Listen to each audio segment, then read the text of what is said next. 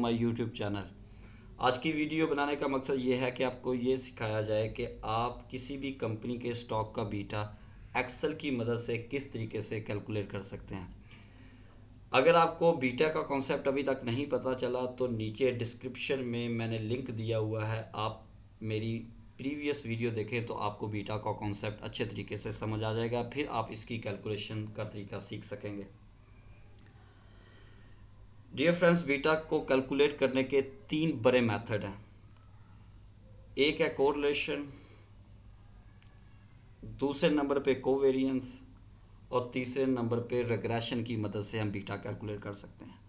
तो आज की इस वीडियो में हम ये सीखेंगे कि आप रिग्रेशन की मदद से एक्सेल को यूज़ करते हुए हम किसी भी स्टॉक का बीटा किस तरीके से कैलकुलेट कर सकते हैं। क्योंकि बीटा हमें ये बताता है कि किसी भी कंपनी का stock as compare to market कितना रिस्की है। तो यहाँ पे दो चीज़ें आ गई, एक कंपनी का स्टॉक जिसका आप बीटा कैलकुलेट करना चाहते हैं, और एक एज़ कंपेयर टू मार्केट यानी मार्केट। तो हमें दो किस्म का डाटा, सबसे पहले हिस्टोरिकल डाटा कलेक्ट करना है ताकि हम बीटा कैलकुलेट कर सकें। एक historical data of your stock, आपका स्टॉक जिसका आप बीटा कैलकुलेट करना चाहते हैं उसका हिस्टोरिकल डाटा, उसकी प्राइस, पर शेयर प्राइस जिसे हम कह सकते हैं, और जिस मार्केट से आप कंपेयर करना चाहते हैं इसको इंडेक्स कह लें। जिस तरह पाकिस्तान स्टॉक एक्सचेंज है उसके इंडेक्स का हिस्टोरिकल डाटा। यहाँ पे हिस्टोरिकल डाटा आप वीकली बेसिस पे भी कलेक्ट कर सकते हैं, डेली बेसिस पे अवेलेबल है वो भी आप ले सकते हैं, और अगर मंथली बेसिस पे है तो वो भी आप ले सकते हैं। तो यहाँ पे जो मैंने डाटा कलेक्ट किया हुआ है वो मैंने वीकली बेसिस पे किया हुआ है। तो मैंने जो आपके सामने एक एग्जांपल रखने जा रहा हूँ वो किसी बुक से एग्जांपल नहीं मैंने ली, बल्कि एक प्रैक्टिकल डाटा है जो हकीकत पे मबनी है। ये खुद से मैंने मैनिपुलेट डाटा नहीं किया हुआ, मैंने डाउनलोड किया हुआ है जो कि ओरिजिनल डाटा है। तो यहाँ पे जो मैंने कंपनी जिसका मैं बीटा कैलकुलेट करना जा रहा हूँ वो निशात मिल्स है, और मार्केट, जिस मार्केट से कंपेयर करना जा रहा हूँ, जिस मार्केट में ये लिस्टेड है वो पाकिस्तान स्टॉक एक्सचेंज है, मैं उससे कंपेयर करना जा रहा हूँ कि निशात का जो स्टॉक है वो पाकिस्तान स्टॉक एक्सचेंज के मुकाबले में कितना ज़्यादा रिस्की है। तो ये मैंने डाटा वीकली बेसिस पे एक साल का डाटा डाउनलोड किया हुआ। आप मुख्तलिफ वेबसाइट से डाटा डाउनलोड कर सकते हैं, पाकिस्तान स्टॉक एक्सचेंज से भी ये डाटा आपको मिल जाएगा, investing.com एक वेबसाइट है वहाँ से भी डाटा मिल जाएगा। तो मुख्तलिफ किस्म की वेबसाइट है, वहाँ से आपको ये डाटा ईज़िली मिल जाता है। तो बीटा की कैलकुलेशन के लिए दो चीज़ें चाहिए, वो मैंने दोनों रॉ डाटा जो है मैंने डाउनलोड किया। उसके बाद जब ये डाटा आपके पास आ गया तो फिर आपने रिटर्न कैलकुलेट करना है दोनों के।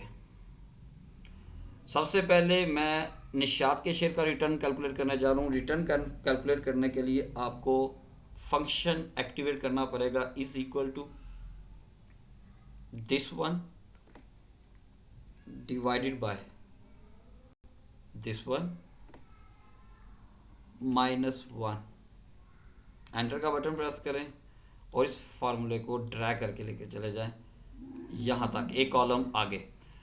अच्छा, उसके बाद जब आपने रिटर्न कैलकुलेट किया, इस रिटर्न का ये मतलब है कि जो शेयर 16 मई को 87.5 का सेल हो रहा था वो नेक्स्ट डे 97.29 का बिक रहा है।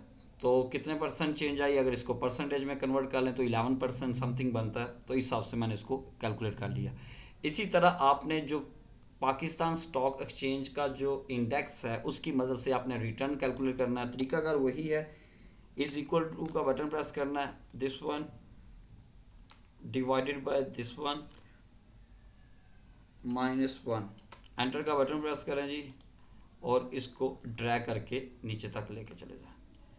जब आपने रिटर्न कैलकुलेट कर लिए, चूंकि मैंने आपको ऑलरेडी बताया कि मैं कैलकुलेट करने जा रहा हूँ रिग्रेशन की मदद से, बीटा कैलकुलेट करने जा रहा हूँ रिग्रेशन की मदद से, कोरिलेशन के ज़रिए नहीं, कोवेरिएंस के ज़रिए नहीं।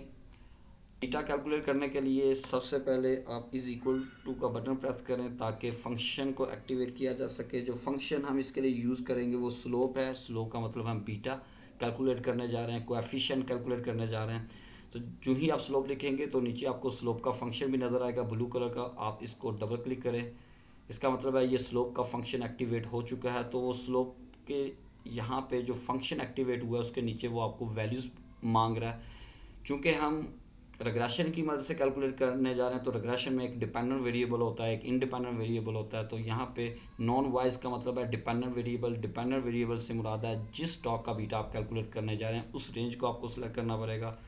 तो उस रेंज को मैं सिलेक्ट करता हूँ, यहाँ पे कॉमा का बटन पुट करें और उसके बाद दूसरी रेंज यानी जो मार्केट का रिटर्न हमने कैलकुलेट किया हुआ उसको आप सिलेक्ट करें। वो मैंने यहाँ से सिलेक्ट किया।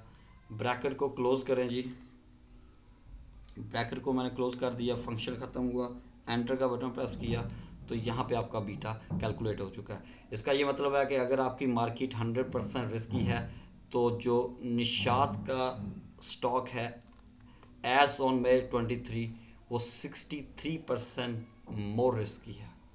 Thank you very much for watching my video.